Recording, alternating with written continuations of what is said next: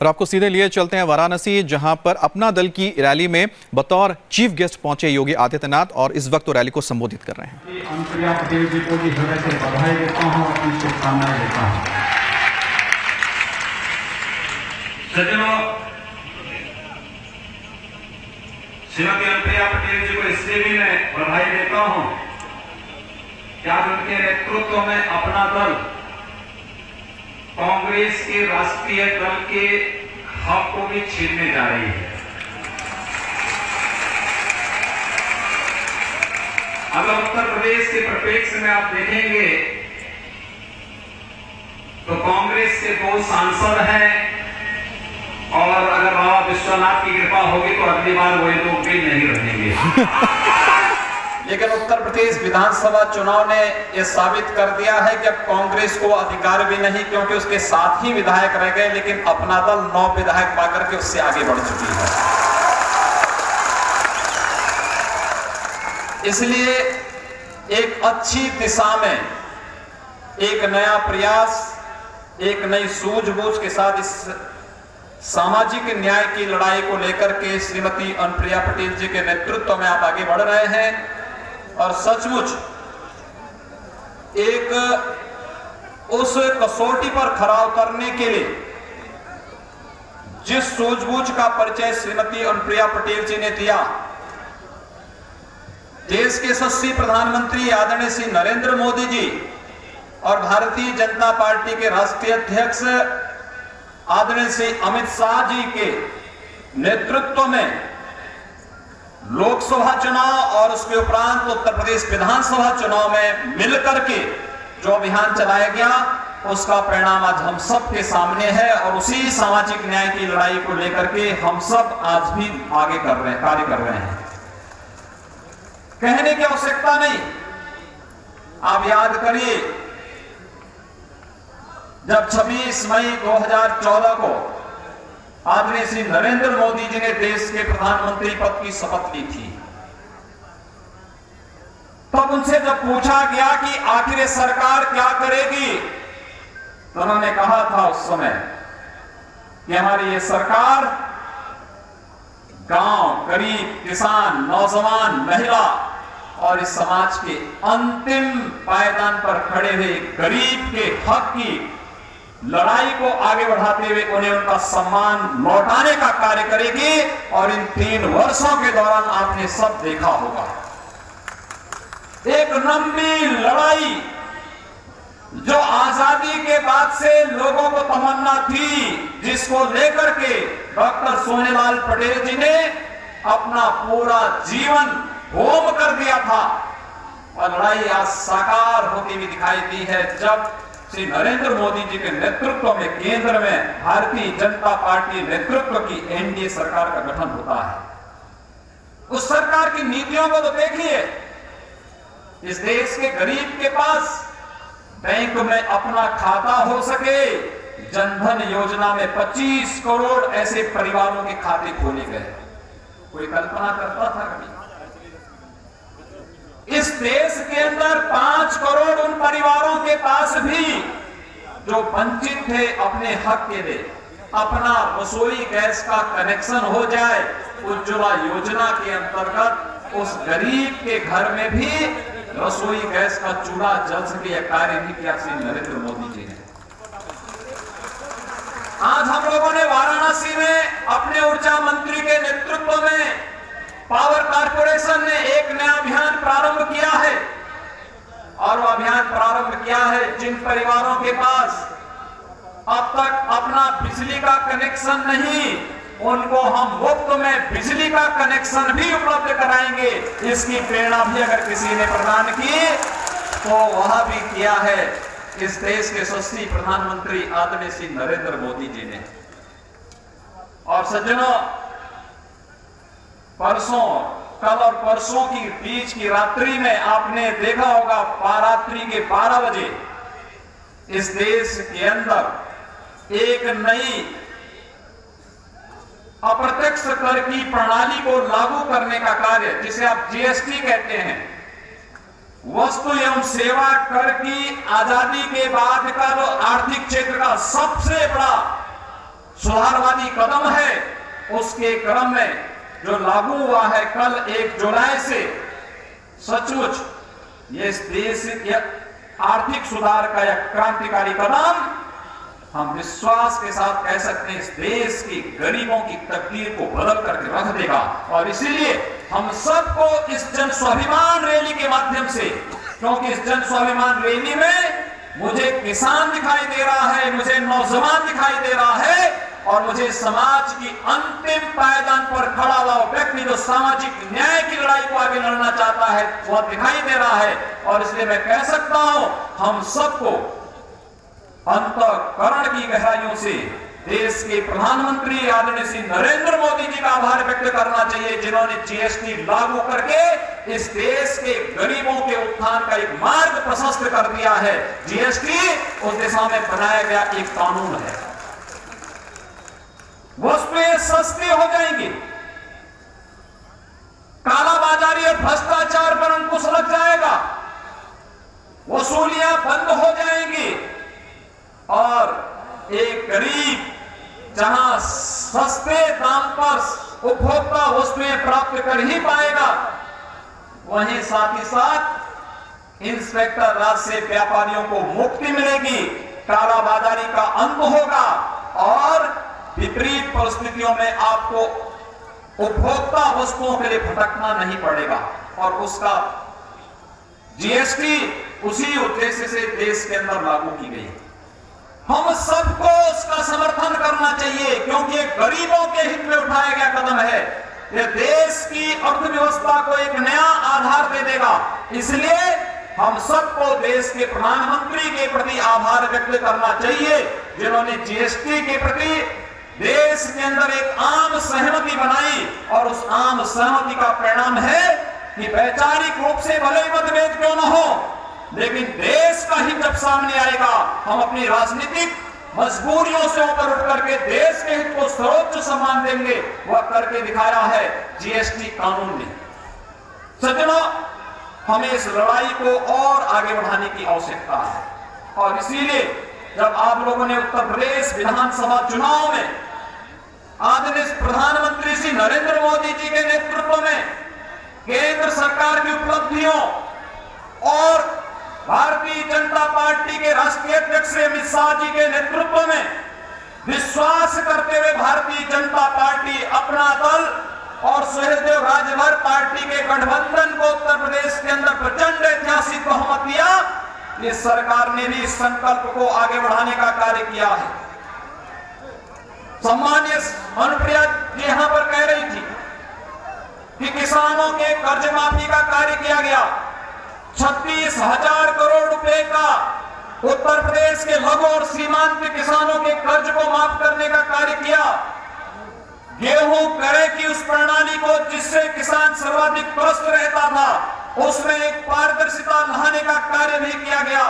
और साथ साथ उत्तर प्रदेश के अंदर किसी भी प्रकार का कोई भेदभाव किसी के साथ न हो, इस दृष्टि से भी कदम उठाते हुए हम लोगों ने प्रदेश के अंदर विद्युत वितरण की एक समान व्यवस्था पूरे प्रदेश के अंदर लागू करने का भी कार्य किया। नहीं तो इससे पहले बिजली कैसे मिलती थी हर व्यक्ति जानता है। 75 जिले हैं उत्तर प्रदेश में, लेकिन 75 में से केवल 5 जिलों में बिजली मिलती थी, उसमें भी पूरी नहीं मिल पाती थी। 70 जिलों में बिजली नहीं होती थी। हम लोगों ने कहा कि नहीं, ऐसा नहीं होगा। अगर भारतीय जनता पार्टी आई है और सही मायने में सामाजिक न्याय की लड़ाई को व्यवहारिक रूप प्रदान करना है, तो उसका व्यवहारिक रूप होगा कि 75 के 75 जिलों में बिजली का समान वितरण कर दिया जाए। जो कमी होगी उसकी हम भरपाई दूसरी ओर से करेंगे, लेकिन बिजली समान रूप से पूरे प्रदेश के अंदर देंगे। और उसका परिणाम हम सबके सामने है। हम लोगों ने बाबा साहब भीमराव अंबेडकर की जयंती के दिन प्रदेश के सभी 75 जिला मुख्यालयों को 24 घंटे विद्युत का वितरण प्रारंभ किया। और वह अनवरत बनी हुई है। सभी तहसील मुख्यालय और बुंदेलखंड में 20 घंटे विद्युत की आपूर्ति, और ग्रामीण क्षेत्र में भी 18 घंटे की विद्युत की आपूर्ति सुनिश्चित की है।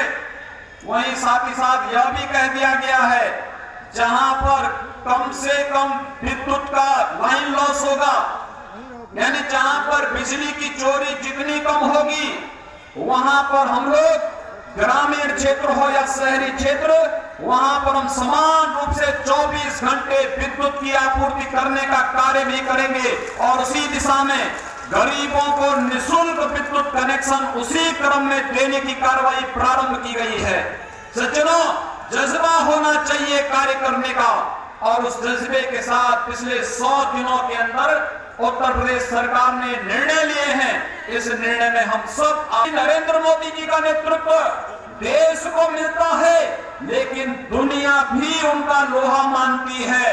अभी प्रधानमंत्री जी का अमेरिका दौरा आप सबने देखा होगा, किस रूप में अमेरिका के राष्ट्रपति भारत के प्रधानमंत्री जी की अगवानी करने के लिए उतावले दिखाई दे रहे थे और किस रूप में इजराइल के अंदर भारत के प्रधानमंत्री के सम्मान के लिए वहां पर लोग उत्सुकता के साथ खड़े हैं। यह हम सब के लिए गौरव की बात होनी चाहिए कि जब नेतृत्व सक्षम होता है, ईमानदार होता है, तो देश को एक नई दिशा की ओर लेके चलता है। आदरणीय श्री नरेंद्र मोदी जी इस देश को उसी नई दिशा की ओर ले जाना चाहते हैं जहां भारत दुनिया की एक महाशक्ति के रूप में उभरेगा। और भारत दुनिया की महाशक्ति के रूप में उभरेगा मतलब भारत में गांव, भारत का किसान, भारत का नौजवान, भारत का गरीब, भारत की महिलाएं, इन सब के उत्थान का मार्ग यहां से प्रशस्त होता हुआ दिखाई देता है। और ये कार्य आप देख सकते हैं, भारतीय जनता पार्टी के नेतृत्व में अपना दल ने केंद्र की सरकार में भी सहभागिता की है और प्रदेश की सरकार में भी सहभागिता करने के साथ साथ देश और प्रदेश के अंदर विकास की योजनाएं कैसे बननी चाहिए, सामाजिक न्याय की इस लड़ाई को हम आगे कैसे बढ़ा सकते हैं और कैसे इस देश के गांवों में निवास करने वाले लोगों को बुनियादी सुविधाएं प्राप्त होनी चाहिए, इसके बारे में सरकारें अगर आज चिंता कर रही हैं, इसलिए क्योंकि इन्होंने इस देश के अंदर उन सामाजिक विकृतियों को देखा है जिसने समाज को बांटा है। समाज की समस्या का समाधान जातिवाद नहीं हो सकता, इन समस्याओं का समाधान परिवारवाद भी नहीं हो सकता। इन समस्याओं का समाधान केवल और केवल सामाजिक न्याय की इस लड़ाई को व्यवहारिक धरातल पर उतारने वाली सरकारें हो सकती हैं और कार्य केंद्र में आदरणीय श्री नरेंद्र मोदी जी के नेतृत्व की सरकार कर रही है। और इसीलिए प्रधानमंत्री जी ने नारा दिया था सबका साथ और सबका विकास का, जिसमें हमें कोई भेदभाव किसी के साथ नहीं करना है, न जाति के नाम पर, न मत के आधार पर, न मजहब के आधार पर, न लिंग के आधार पर, न किसी आधार पर कोई भेदभाव नहीं, लेकिन तुष्टीकरण भी नहीं। हम उत्थान सबका करेंगे, हम विकास सबका करेंगे, लेकिन तुष्टीकरण किसी का नहीं करेंगे। और एक उस दिशा में बढ़ने वाली सरकार, उसी का अनुसरण उत्तर प्रदेश की सरकार ने प्रारंभ किया है। ये 100 दिन का कार्यकाल किसी सरकार के लिए एक बहुत बड़ा कार्यकाल नहीं। 100 दिन के अंदर कोई सरकार अपना रिपोर्ट कार्ड जनता के सामने रखे, यह उतनी बहुत महत्वपूर्ण घटना नहीं हो सकती, लेकिन फिर भी एक जवाबदेही का परिचय देते हुए हम लोगों ने प्रयास किया कि 100 दिन के अंदर हम लोगों ने प्रदेश के अंदर क्या निर्णय लिए, उन निर्णयों की क्या प्रणति हुई, उस दिशा में बढ़ाया गया एक कदम आप सबके सामने है। और इसलिए मैं आप सबसे कहना चाहता हूं, उत्तर प्रदेश की सरकार गांव के लिए, गरीब के लिए, नौजवान के लिए, इस देश के उस हर तबके के लिए जो इस देश के विकास के लिए और प्रदेश को देश का विकसिततम राज्यों में स्थापित करना चाहता है, उन सबको समर्पित है। उनके साथ कोई भेदभाव नहीं कर सकता है, उनके साथ कोई अन्याय नहीं कर सकता है। इस संकल्प को लेकर के हम आज पूरी तरह प्रतिबद्ध हैं और उसी प्रतिबद्धता को दोहराने के लिए आज हम सब इस जन स्वाभिमान रैली में यहां पर उपस्थित हुए हैं। सज्जनों, मुझे प्रसन्नता है कि श्रीमती अनुप्रिया पटेल जी के नेतृत्व में आप सब उस सामाजिक न्याय की लड़ाई को लड़ने के लिए आगे बढ़े हैं। हम सबको सोचना चाहिए इस देश के प्रदेश के अंदर किसानों की माली हालत में कैसे सुधार हो। आदरणीय प्रधानमंत्री जी बार बार इस बारे में कहते हैं, बहुत सारे कार्य हैं जिस पर हम लोग देश के सामने एक आदर्श प्रस्तुत कर सकते हैं। किसानों की आय दुगनी करने के लिए एक नई तकनीक के साथ उस किसान को जोड़ना। मैं मानता हूं उत्तर प्रदेश की धरती में भी एक क्षमता है, जितना अन्न उत्पादन वर्तमान समय में हो रहा है इसका 4 गुना अन्न उत्पादन करने की क्षमता उत्तर प्रदेश की धरती पर है। और अगर आप सभी एक बार इस दिशा में प्रयास प्रारंभ कर देंगे तो बहुत अच्छी स्थिति पैदा हो सकती है। हम किसानों की आय को कई गुना बढ़ा सकते हैं और उत्तर प्रदेश की सरकार उस नई तकनीक को देने के लिए आपके साथ पूरी तरह प्रतिबद्ध दिखाई देती है। हम लोगों ने इसलिए 20 नए कृषि विज्ञान केंद्र उत्तर प्रदेश के अंदर खोलने के लिए अपनी सहमति दी। उत्तर प्रदेश के अंदर कृषि विश्वविद्यालयों को नई तकनीक के साथ जोड़ने का कार्य प्रारंभ किया है और इसीलिए प्रोक्योरमेंट सेंटर के माध्यम से, गेहूं क्रय केंद्र के माध्यम से, धान क्रय केंद्र के माध्यम से हम एक नई व्यवस्था देने जा रहे हैं, जिसके माध्यम से किसानों को उनकी उपज का सही दाम मिल सके, किसानों के साथ किसी प्रकार की कोई धोखाधड़ी न हो सके, किसी भी प्रकार का न्याय न हो सके, समाज के हर तबके के कल्याण के लिए एक नई योजना के साथ जहां केंद्र की मोदी जी के नेतृत्व की सरकार कार्य कर रही है, उसी आधार पर प्रदेश के सरकार भी उन मूल्यों, उन आदर्शों को स्थापित करने के लिए पूरी तरह संकल्पित होकर के कार्य करना चाहती है। और आज के इस अवसर पर जब आप सब अपने स्वर्गीय नेता डॉक्टर सोनेलाल पटेल जी की 68वीं जयंती के कार्यक्रम को यहाँ पर इतने उत्साह के साथ संपन्न कर रहे हैं, आप सबसे मेरा यही आग्रह होगा, डॉक्टर सोनेलाल पटेल जी की लड़ाई सामाजिक न्याय की लड़ाई थी। एक और लड़ाई जिसे कभी बाबा साहब डॉक्टर भीमराव अंबेडकर जी ने प्रारंभ किया था, जिस लड़ाई के लिए समाज में कोई विषमता न हो, किसी के साथ अन्याय न हो, किसी पर अनावश्यक अत्याचार न हो, कोई व्यक्ति अपने हक से वंचित न हो, यही तो लड़ाई थी उनकी। और उसी लड़ाई को लड़ने के लिए आज आपके पास सौभाग्य का अवसर है। जब अच्छा नेतृत्व मिलता है तो अच्छा नेतृत्व उसका परिणाम भी देता है और श्रीमती अनुप्रिया पटेल जी के नेतृत्व में आपने वो नेतृत्व पाया है। वह नेतृत्व जो आपको केंद्र की सरकार में भी और प्रदेश की सरकार में भी भागीदार बना दिया है। दोनों सरकारों में भागीदारी और उस भागीदारी के माध्यम से समाज के उत्थान का मार्ग प्रशस्त करना, उसके हितों को संरक्षण देना, कहीं पर अन्याय हुआ तो उस अन्याय का प्रतिकार करके सामाजिक न्याय की इस लड़ाई को आगे बढ़ा देना, और वह कार्य बखूबी उनके नेतृत्व में आप सब कर रहे हैं। मैं आप सबका आह्वान करूंगा कि श्रीमती अनुप्रिया पटेल जी ने जिस रूप में आदरणीय श्री अमित शाह जी के साथ मिलकर के प्रदेश और केंद्र में एक समन्वय स्थापित किया है, वह समन्वय आगे बना रहना चाहिए।